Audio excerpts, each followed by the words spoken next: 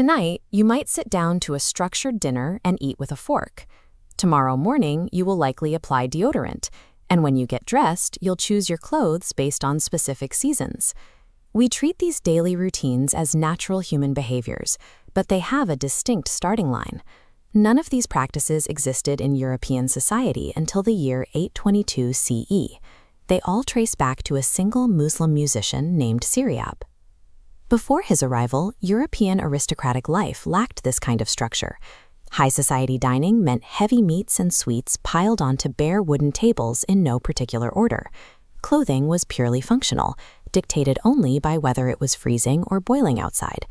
Bathing was an infrequent, almost accidental event. The massive gap between that medieval chaos and our highly organized modern lifestyle was closed by the aesthetic vision of an exiled artist. Ziryab was born in Baghdad, the intellectual and cultural epicenter of the 9th century world.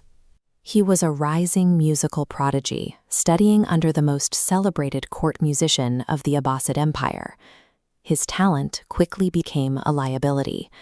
When he played a custom lute for the caliph, his performance completely outshone his master. Fearing for his own position, his teacher gave Ziryab an ultimatum to leave. He was forced into a 3,100-mile exile across the Islamic world. He eventually secured an invitation to Córdoba in modern-day Spain. The Umayyad rulers there possessed immense wealth and ambition, but they desperately lacked the cultural sophistication of the Eastern courts. Ziryab stepped into that vacuum.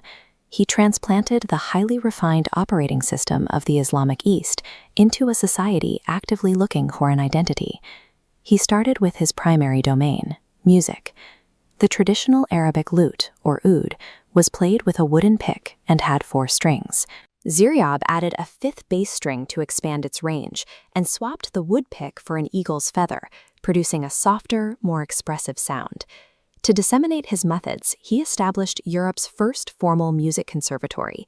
He trained male and female students without written notation, teaching them from a personal memory bank of over 1,000 complex vocal suites. This musical genius gave him leverage. He secured an enormous royal salary and positioned himself as the undisputed center of Cordoban high society. Once he had their attention on the stage, he began dictating how they lived off it. Take a look at this wardrobe cycle. Before Ziryab, you had warm clothes and cold clothes. He introduced a fashion calendar, dividing the year into distinct spring, summer, autumn, and winter collections, dictating white linen for summer and heavier, dark fabrics for the winter months. His cultural authority in Córdoba was absolute. When he cut his hair to feature bangs across the forehead and exposed ears, the entire city copied him. It is the first recorded viral fashion fad in Europe. He turned his attention to personal grooming. Drawing from his Islamic background, he mandated a strict standard of twice-daily bathing among the elite. To make this practical, he invented specific grooming products. He developed an effective body deodorant and a functional toothpaste that actually tasted pleasant, a major departure from the foul-tasting mixtures used previously. Personal hygiene transitioned from a private religious duty into a visible social requirement. If you wanted to be considered civilized in Córdoba, you had to follow his rules. The dining table underwent a similar overhaul. He covered the bare medieval wood with white linen tablecloths, and he introduced a revolutionary piece of Abbasid technology to Spain, the fork. He banned heavy gold and silver metal goblets from his tables. He argued that refined dining required clear glass and crystal so you could see the color of your drink, effectively forcing the creation of a local glass factory to meet the new demand. Consider this visual timeline of a meal. His enduring invention forced the chaotic arrival of banquet food into a strict sequential order.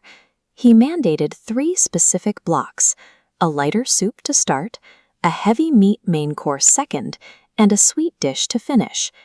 Every time you eat a 3-course meal, you are participating in a manufactured experience engineered by a 9th century tastemaker. Ziryab lived in Córdoba for 35 years. His students at the conservatory and cosmetology schools meticulously codified his specific preferences into a permanent standard of living. This map illustrates how those standards radiated outward over the following centuries. Through trade and cultural contact, strict rules for dining, fashion, and hygiene filtered north, becoming the aspirational model for the rest of Europe's High Middle Ages. Today, you can see his legacy everywhere. The structural modifications he made to the oud laid the direct lineage for the acoustic guitar. We still organize our closets by his seasonal calendar, and we still eat his 3-course meals. The broad strokes of human civilization require massive structural forces, but the way we actually live our lives, how we eat, how we dress, and what we listen to, is shaped by the transmission of ideas from rare, visionary individuals.